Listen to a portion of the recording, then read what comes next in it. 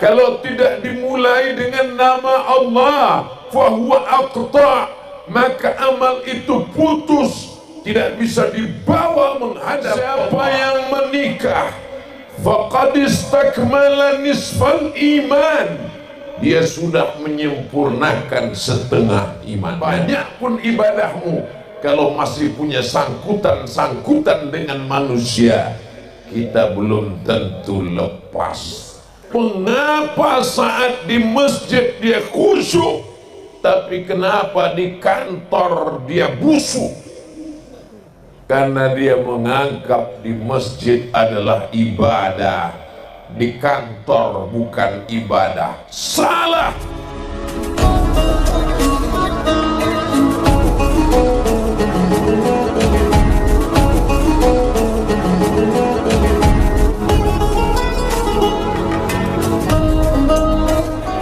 Luar biasa ini malam ini, Bapak Ibu yang dimuliakan Allah Subhanahu wa ta'ala. Kullu amrin zibalin, semua amal yang baik, walam yubda' bi bismillah, kalau tidak dimulai dengan nama Allah, fahuwa aqta', maka amal itu putus, tidak bisa dibawa menghadap Allah. Maka semuanya diawali dengan nama Bismillah. Tidur, semuanya tidur, tapi tidur kita ibadah. Kenapa? Disebut nama Allah, Bismika Allahumma. Jangan lanjutkan. Soalnya banyak yang melanjutkan langsung tertidur. Semua bernilai ibadah. Anak-anak kita besarkan.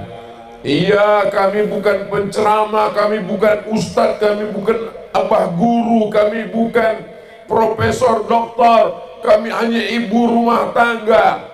Ibu pun ibadahnya luar biasa. Mengandung anak itu adalah ibadah. Jadi nanti kalau ada tetangganya yang rese, kamu nih tiap tahun hamil, ibadah.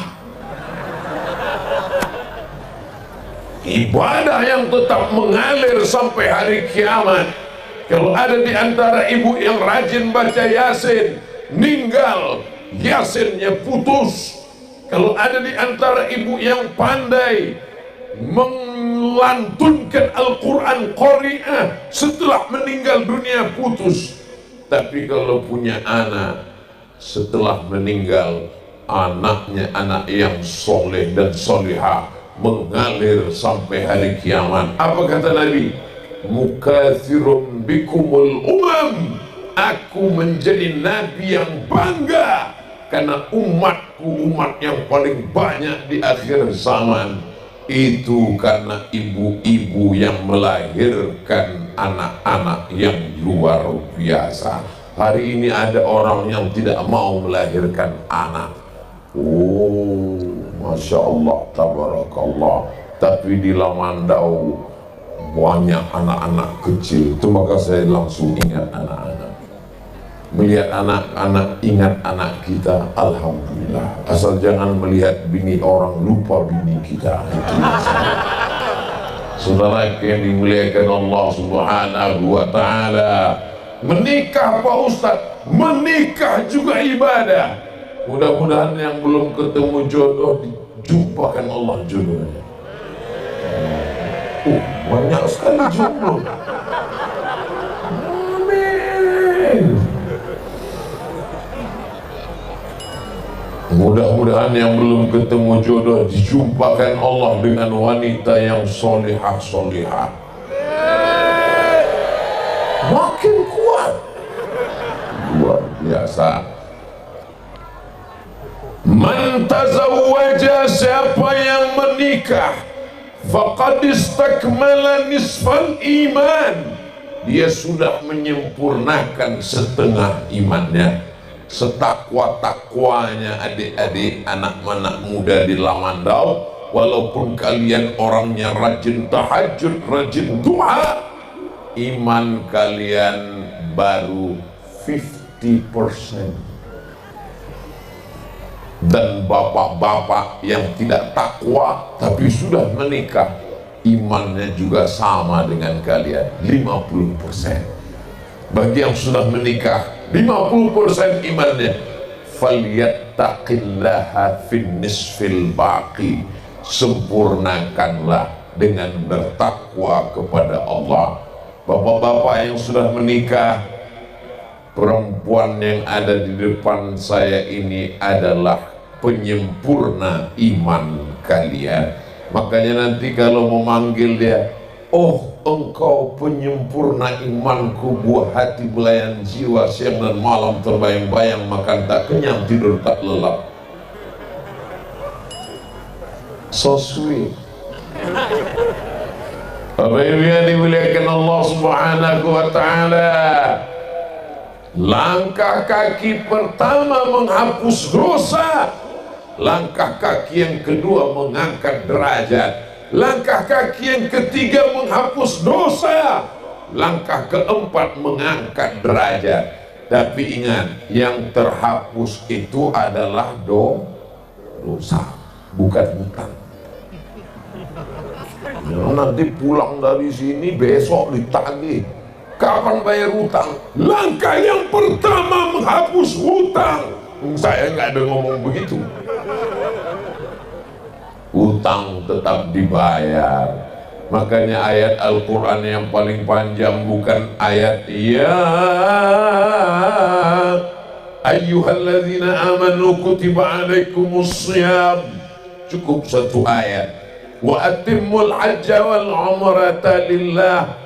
Tapi ayat yang paling panjang surat Al-Baqarah, satu halaman penuh, ya ayyuhalladzina amanu, hai orang beriman, idza tadayantum, kalau kamu menjalin transaksi hutang piutang, ila ajalin musamma, sampai batas waktu tertentu, faktubu, catat. Administrasi hutang piutang mesti dicatat dengan baik. Kenapa? Banyak pun ibadahmu, kalau masih punya sangkutan dengan manusia, kita belum tentu lepas. Makanya tadi apa kata Pak Bupati Lamandau, selama menjabat ada kesalahan, kekeliruan, maukah masyarakat Lamandau memaafkan? Saya hanya tinggal beberapa bulan lagi. Semua mengatakan mau. Memang begitulah semestinya. Lebih baik minta maaf di dunia daripada di akhirat. Karena di akhirat berkumpul semuanya di padang mahsyar, dari mulai sejak zaman Nabi Adam sampai Adam Smith.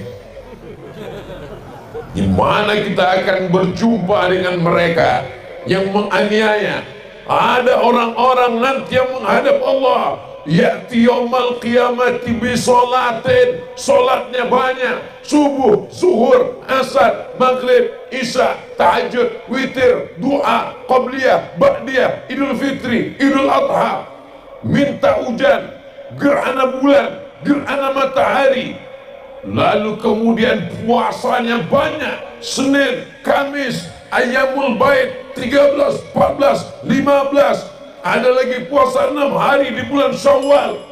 Banyak sekali ibadahnya. Umroh ke Makkah berkali-kali.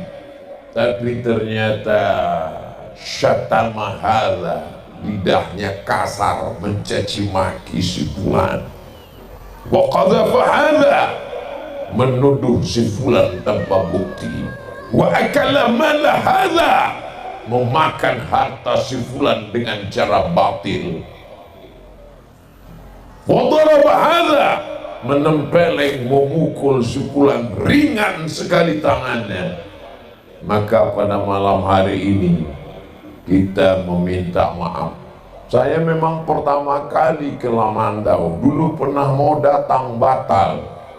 Maukah Bapak Ibu memaafkan segala kesilapan Abdul Somad?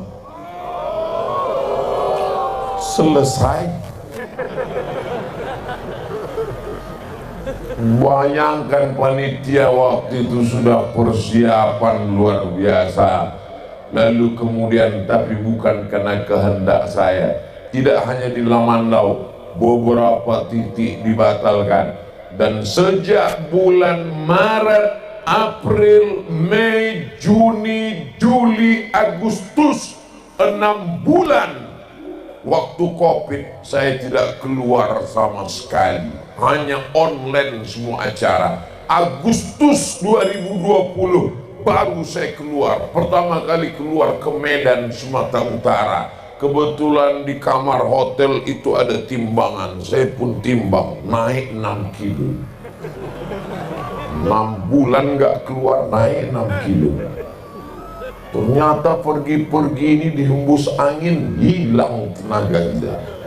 Bapak Ibu yang dimuliakan Allah Subhanahu wa Ta'ala, maka pahamilah, apalagi yang berkontribusi untuk acara ini, dari mulai Pemda, dari mulai Kabakesra, tentu saja Bapak Bupati beserta jajaran, semua yang bersusah payah. Tapi kami kan digaji Pak Ustadz, maka dapat dua-duanya kalau karena Allah, sesuai dengan doa kita, Rabbana atina fid dunya hasanah wa fil akhirati hasanah wa qina. Banyak orang menganggap kalau di masjid ibadah, kalau di Mekah ibadah, kalau baca Yasin ibadah, tapi kalau di kantor tidak ibadah. Maka ketika dia masjid khusyuk, ketika di masjid gak mau ngelihat kemana-mana. Mana boleh orang sholat di masjid ngeliat ke atas, nampak cicak kawin. Sangat khusyuk, gatal kepalanya, nggak mau dia garuk sampai 3 kali, takut batal menurut mazhab Syafi'i. Gatal kepala, garuk sekali, gatal lagi, sekali lagi, gatal juga, berhenti, cari obat gatal-gatal. Mengapa saat di masjid dia khusyuk, tapi kenapa di kantor dia busuk? Karena dia menganggap di masjid adalah ibadah, di kantor bukan ibadah. Salah, di masjid adalah ibadah, di kantor juga ibadah. Maka ibu-ibu, bapak-bapak, dharma wanita, PNS, ASN, Ustadz Somad ini PNS, ya, penceramah non-stop. Itu baru dapat di Kalimantan itu.